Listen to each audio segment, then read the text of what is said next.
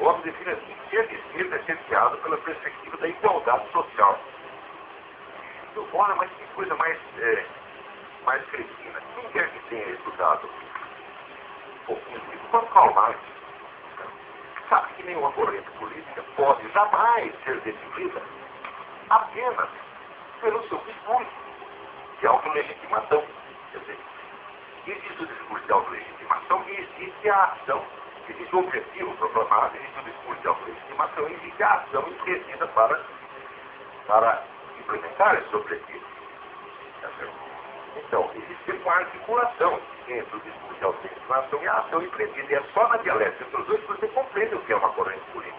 Mas o Norberto Bobbio não sabe disso. Ele acha que ele pode definir isso só pelo seu objetivo proclamado, autolegitimador. Então, agora, na realidade das coisas,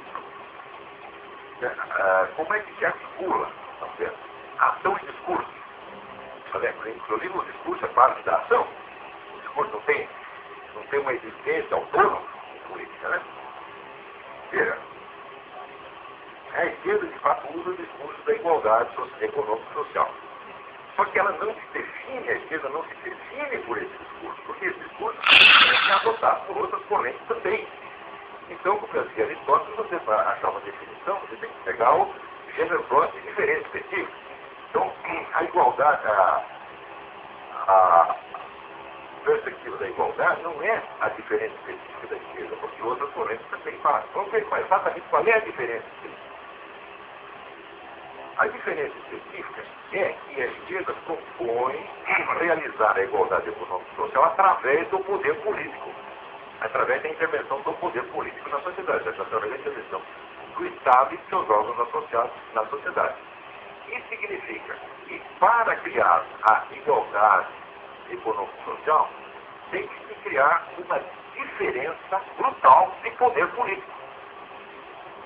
Então, aumenta a diferença de poder político, ao ponto do governante ser onipotente, o cidadão ser totalmente impotente, para poder realizar a igualdade econômica e social. Então, o socialismo, a esquerda em geral, ela procura a centralização do poder para, mediante esse poder centralizado, instaurar a tal da igualdade econômica e social. Acontece o seguinte: quando você adquire mais poder político, o poder econômico vem junto necessariamente, porque o poder político, para agir, ele tem que ter os meios econômicos para isso. Então, quer dizer que a realização da igualdade social a partir do poder político cria uma diferença de poder político entre os indivíduos de baixo e cria junto com ela uma desigualdade econômica e social maior ainda, como aconteceu em todo o regime socialista do mundo. Então, isso é o que define a esquerda. Essa dialética entre igualdade econômica e social e desigualdade política é o que define a esquerda. Se você pensar agora em definir a direita, você vai ter algum problema, porque não existe, vamos dizer, uma uniformidade mundial da direita nesse sentido. A direita, não há uma simetria entre direita e esquerda nesse sentido. Passa a ser de direita quem a esquerda define como tal. Isso aí, quando eu já disse, quem define a direita é a esquerda. A esquerda tem a iniciativa da revolução, então aquele que se opõe, ela diz que é a reação, que é a direita, etc, etc. Claro que então não existe a direita, existe uma infinidade de direitos absolutamente incompatíveis entre si, que não pode sequer formar uma aliança. Mas onde existe, nos países e nas circunstâncias onde existe uma direita mais ou menos estabelecida de alto consenso, como assim acontece aqui nos Estados Unidos, você pode dizer que a direita aqui nos Estados Unidos, então não vou generalizar para outras direitas, não tem só brasileira. A direita é aquela que aceita um certo coeficiente de desigualdade econômica e social para impedir que aumente a desigualdade de poder político.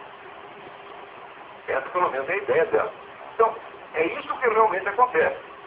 Agora, o Norberto Bobbio, que acha que é possível definir uma corrente só pelo discurso de autoestimação, é porque Deus eleicionista não consegue operar no mundo das ideias, ele não faz a articulação entre ideia e realidade, que é exatamente o que define a política.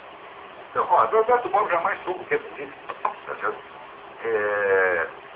Eu acho que o sucesso dele no Brasil é um dos sinais gravíssimos de perda de QI. Né? Agora aqui o nosso Oscar Vilagala, em parte aqui para expor a questão do livro brasileiro do Brasil, já passa a definição do voto como que hoje uma coisa óbvia. Ai, meu Deus, isso é muito brasileiro, está tudo burro. Tem alguém na linha?